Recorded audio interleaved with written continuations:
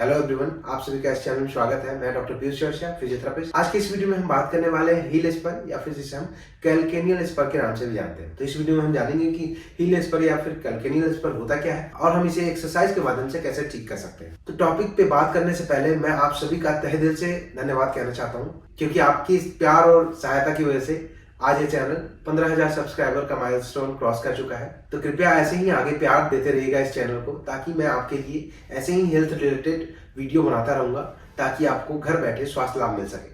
तो चलिए शुरू करते हैं। हमारा जो फुट है, हमारा जो पैर है, उसके तलवे में एक आर्च होता है, एक गड्ढापन होता है। जैसा कि दिख रहा होगा आपको, एक गड्ढापन होता है जिसे हम मेडिकल टर्म में मीडियल लॉन्गिट्यूडिनल आर्च के नाम से जानते हैं। इसी आर्च की वजह से जो हमारे बॉडी का पूरा भार जब फुट पे आता है, पैर पे आता है, तो ये जो हमारी वेट है उसको इवनली डिस्ट्रीब्यूट करता है टोज पे और हील पे। तो इसी आर्च के ऊपर एक कनेक्टिव टिश्यू का कवरिंग होता है, जिसे हम फेसिया या फिर प्लांटर फेसिया के नाम से जानते हैं, जो कि हमारे कैल्केनियल बोन, हील बोन से ओरिजिनेट होता है, निकलता है और डिजिट्स पे आके और टोज पे आके इंसर्ट होता है, टोज पे आके अटैच होता है।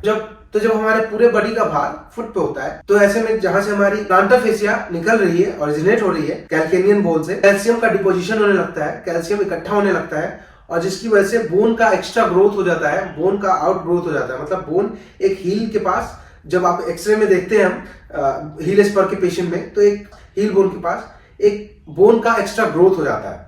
आसान भाषा में बोले तो जो है हमारे हील पे जो कैल्केनियम बोन है उसमें हड्डी बढ़ जाती है, जिसकी वजह से हमें हील पेन, दर्द, एडी का दर्द स्टार्ट हो जाता है। तो अब आपके मन में ये सवाल आ रहा होगा कि ये बोन ग्रोथ, कैल्शियम डिपोजिशन होता क्यों है। तो मैं आपको बताना चाहूंगा कि जो हमारी प्लांटर फेसिया है, जो कि तलवे में होता है मीडियल लॉन्गिट्यूडिनल आर्च के ऊपर, तो जब हमारे बॉडी का पूरा भार आता है फुट पे, जब हम चलते हैं, रनिंग करते हैं, जंपिंग एक्टिविटी करते हैं या फिर कोई स्पोर्ट्स एक्टिविटी करते हैं, तो ऐसे में जो हमारे पूरे बॉडी का जो भार है वो फुट पे आता है, पैर पे आता है, तलवे पे आता है, जिसकी वजह से जो हमारी तलवे में जो मीडियल लॉन्गिट्यूडिनल आर्च के ऊपर जो प्लांटर फेसिया होता है उस पर बहुत ज़्यादा स्ट्रेस रहने लगता है, और इसी स्ट्रेस की वजह से वहाँ पे माइक्रो इंजरी हो जाती है, इन्फ्लामेशन हो जाता है। तो जिसकी वजह से हमारी जो बॉडी है वो नेचुरल हीलिंग प्रोसेस स्टार्ट करती है। हमारी जो बॉडी है रिस्पॉन्स करती है और हीलिंग प्रोसेस स्टार्ट करती है। हीलिंग प्रोसेस के दौरान जहां से माइक्रो इंजरी है वहां पे फाइब्रोसिस होता है, फाइब्रोसिस होने लगता है, और फाइब्रोसिस होने की वजह से धीरे धीरे वहां पे कैल्शियम का डिपोजिशन होने लगता है, कैल्शियम इकट्ठा होने लगता है हमारे हील बोन के पास। हमारी जो कैल्केनियम बोन है उस जगह पे कैल्शियम का डिपोजिशन होने लगता है, कैल्शियम इकट्ठा होने लगता है, जिसकी वजह से धीरे धीरे यहाँ पे बोन का आउट ग्रोथ आ जाता है। जिसे हम आसान भाषा में समझे तो हमारी जो हील बोन है, जो कैल्केनियल बोन है, उसमें जो है हड्डी वो बढ़ जाता है, जिसकी वजह से हमें एडी में, हील में दर्द देखने को मिलता है और डिस्कम्फर्ट देखने को मिलता है। ये जो बोनी आउटग्रोथ है, जो हड्डी का बढ़ा हुआ, वो आसानी से एक्सरे में देखा जा सकता है। तो इसी कंडीशन को हम हील स्पर या फिर कैल्केनियल स्पर बोलते हैं। हमारी बोन में, हमारे हील के बोन में आउट ग्रोथ हो जाता है, मतलब बोनी आउट ग्रोथ हो जाता है। तो इसी कंडीशन को हम हील स्पर या कैल्केनियल स्पर बोलते हैं। तो मैं आपको बताना चाहूंगा कि प्लांटर फेसाइटिस और हील स्पर, कैल्केनियल स्पर, दोनों डिफरेंट कंडीशन है।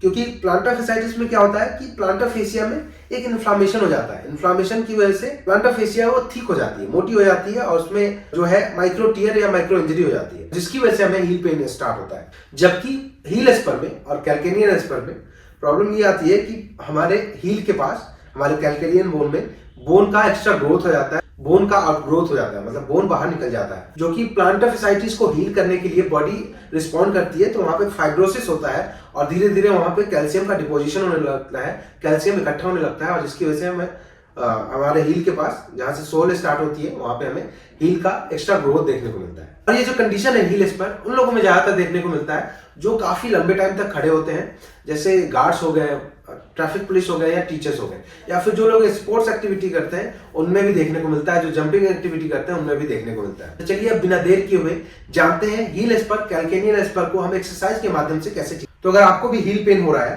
हील में, एडी में दर्द हो रहा है, तो एक्सरसाइज स्टार्ट करने से पहले आप अपने फिजियोथेरेपिस्ट या डॉक्टर से कंसल्ट जरूर करें, ताकि आपको पता चल सके कि हील पेन का एक्चुअल कॉज क्या है, प्लांटर फेसाइटिस या हील स्पर, ताकि आपकी जो ट्रीटमेंट है वो अच्छे से हो सके। तो हमें एक्सरसाइज करने से पहले हम कुछ फिजियोथेरेपी ट्रीटमेंट करते हैं, जिसमें जो हमारी इंजरी पॉइंट है, जो माइक्रो इंजरी है और जिसपे हमारी बोनी आउटग्रोथ हो गई है, वहां पे हम आइसिंग करेंगे दिन में कम से कम 3 से 4 बार।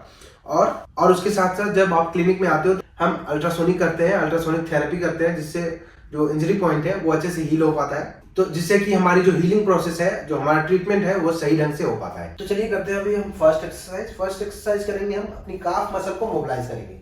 काफ मसल को मोबिलाइज इसलिए करेंगे क्योंकि काफ मसल की जो टेंडन है, एकिलीज टेंडन, वो कैल्केनियन बोन से अटैच्ड होती है, और कैल्केनियन बोन में जब हमारी काफ मसल टाइट होगी तो हमारा जो प्लांटर फेसिया है उसमें भी टेंशन एक रहता है।